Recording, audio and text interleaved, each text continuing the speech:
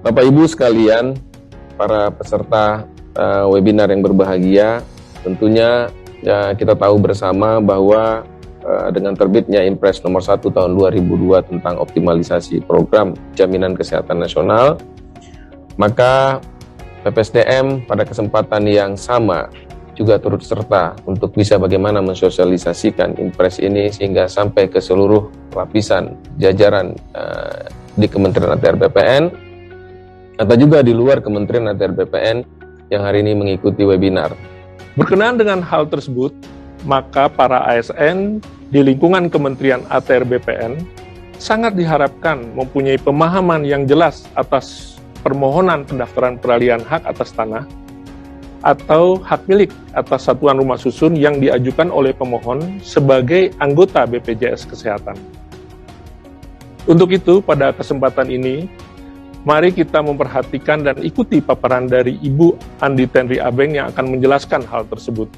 Kita diinstruksikan Menteri ATR Kepala BPN agar memastikan pemohon layanan peralihan hak atas tanah atau hak milik satuan rumah susun merupakan peserta aktif dalam program jaminan kesehatan nasional.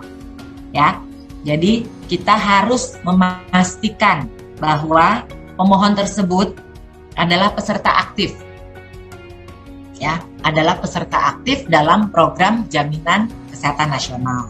Terus teman-teman bisa melihat gambar ini, ya, gambar ini. Ini merupakan kartu Indonesia Sehat, pegawai negeri bisa dan askes.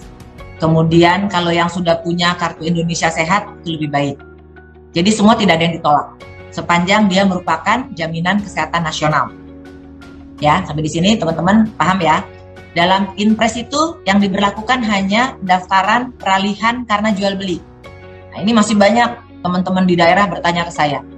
Kalau hibah gimana? Kalau waris bagaimana? Ya nggak dapat, ya nggak masuk, nggak wajib. Yang wajib hanya peralihan karena jual beli. Ya. Jadi selain pendaftaran peralihan karena jual beli, tidak diwajibkan. Terus banyak PPAT juga bertanya, kenapa menjadi tambahan syarat bagi mereka? Inpres ini tidak memerintahkan atau menginstruksikan kepada PPAT. Jadi Inpres ini tambahan persyaratan ini tidak menghambat sama sekali dalam pembuatan akte jual beli oleh PPAT. Karena tidak dipersyaratkan dalam membuat akte. Yang dipersyaratkan melampirkan atau sebagai peserta aktif BPJS hanya pada saat pendaftaran di kantor pertanahan. Ya, di sini jelas ya teman-teman dari Kantah, kalau ada PPAT yang bertanya, persyaratan kepesertaan ini hanya dikenakan kepada pembeli. Jadi kalau teman-teman Kantah, kalau masyarakat datang, dia yang diwajibkan kita minta kartu BPJS-nya atau kita lihat kepesertaan aktifnya itu hanya pembeli, penjual dan sebagainya sudah tidak, ya, hanya pembeli yang dilampirkan. Oke, terus kemudian bagaimana kalau dia WNA? Kalau WNA yang wajib adalah yang sudah bekerja paling singkat 6 bulan, paling singkat 6 bulan. Kalau dia belum 6 bulan, dia tidak masuk dalam kewajiban di Undang-Undang 24 yang tadi saya sampaikan, ya. Jadi kita nggak usah memaksakan. Kalau pembeli hak pakai adalah WNA, dia baru memperoleh titas, dia belum 6 bulan di sini, jangan dipaksa minta BPJS-nya sampai nggak bisa didaftarkan, jangan. Dia belum wajib, dia tidak terkena dalam instruksi ini. Terus bagaimana kalau dia badan hukum? Badan hukum tadi saya sudah sampaikan bahwa pemberi kerja wajib ya memiliki BPJS dirinya dan pekerjanya.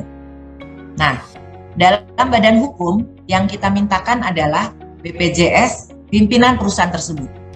Ya, salah satu direksi yang mewakili direksi, direktur yang mewakili direksi, itu yang bertanda tangan di akte juga bisa. Itu yang kita mintakan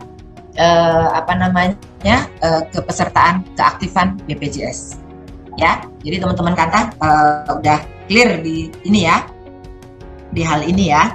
Terus kemudian ini tadi yang saya sampaikan. Apabila pada saat penyampaian berkas pemohon belum dapat melampirkan kartu BPJS, itu karena dua hal. Pertama karena sudah tidak aktif, karena tidak bayar jadi tidak aktif, atau memang belum. Nah, itu tidak boleh dihambat. Tetap kita proses sepanjang semua sudah memenuhi syarat di 1/2010. Ya, tetap diproses, tapi nanti di Pusdatin sudah membuat di dalam kalau dia belum aktif atau dia belum punya, di dalam kartu STTD tanda terimanya itu ada note. Ada note bahwa pada saat pengambilan itu harus melampirkan bukti keaktifan dari kartu BPJS. Nah, kemudian bagaimana? Berarti kan masyarakat yang belum punya harus mendaftar dulu. Sementara SOP kita nih 5 hari, SOP pendaftaran di BPJS itu 14 hari. Ya, nanti saya akan jelaskan di slide berikutnya. Terus ini kita sedang mengintegrasikan sistem ya, sehingga nanti kita tidak perlu lagi melampirkan fotokopi. Cukup melihat dari sistem integrasi antara BPJS dengan BPN dengan KKP kita, sehingga akan lebih memperlancar proses di loket. Next. Nah, ini kalau dia begitu mendaftar, dicek dalam portalnya BPJS, ternyata statusnya tidak aktif.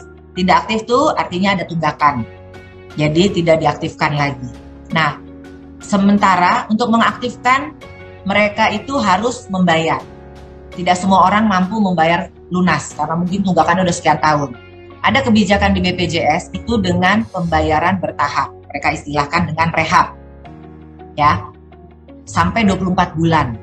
Nah, artinya begitu masyarakat membayar cicilan pertama, note yang ada di tanda terima itu sudah menjadi gugur, sehingga pada saat selesainya sertifikat diproses, bisa diambil cukup dengan memperlihatkan bukti bayar cicilan pertama. Ya, Pak teman-teman Kanta, udah clear ini ya. Terus kemudian kalau data tidak ditemukan pada saat di portal, data tidak ditemukan, itu artinya belum menjadi peserta. Nah, untuk menjadi peserta, dia bisa masuk ke dalam web service-nya BPJS, mendaftar online. Kemudian kita tidak usah tunggu sampai selesai pendaftaran itu, dia mendapatkan kartu baru, terus dia bawa ke kita dengan posisi aktif. Tidak perlu. Cukup masyarakat membawa screenshot atau tangkapan layar virtual account. Jadi pada saat masyarakat mendaftar di web service-nya, webnya BPJS, nanti akan keluar virtual account.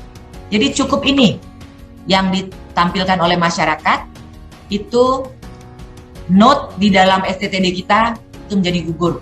Masyarakat boleh mengambil sertifikat yang telah selesai.